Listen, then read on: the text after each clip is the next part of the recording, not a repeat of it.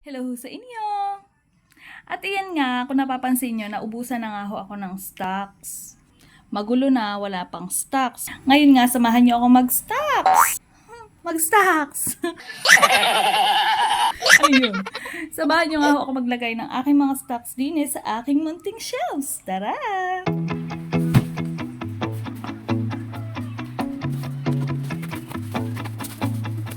Don't like to say this, but I like you. Don't want to admit it, but I want you.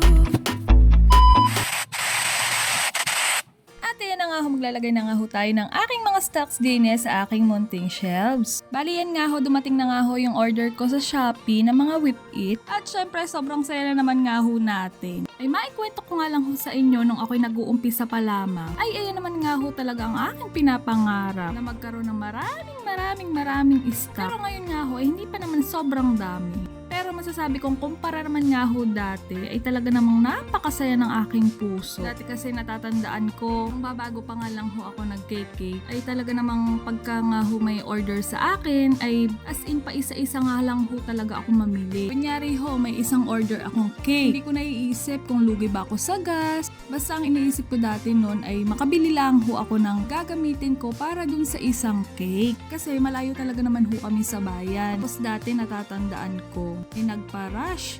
4 PM siya nag-confirm, so sabi ko wala talaga akong stock. Alam nyo ba, talagang yagyag naman ako papunta sa bayan para maabutan ko nga ho na bukas yung aking binibilhan na baking store. Kaya naman talaga nagpursige talaga ako na makalago itong aning munting negosyo. Dahil sinabi ko talaga noon sa aking sarili na hindi ako mananatili sa ganitong sitwasyon na paisa-isa bumili, nabibili lamang pag may order, at hindi ko pinagsisihan yung naranasan ko yung mga ganong pangyayari.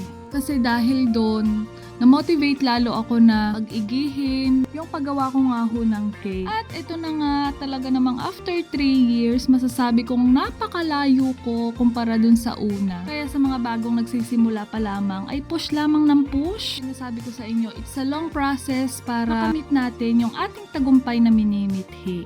Tiyaga at sipag lang. Lagi lamang natin isipin yung magiging bunga ng ating pagsisikap. At yun lamang po ngayon. Bye-bye!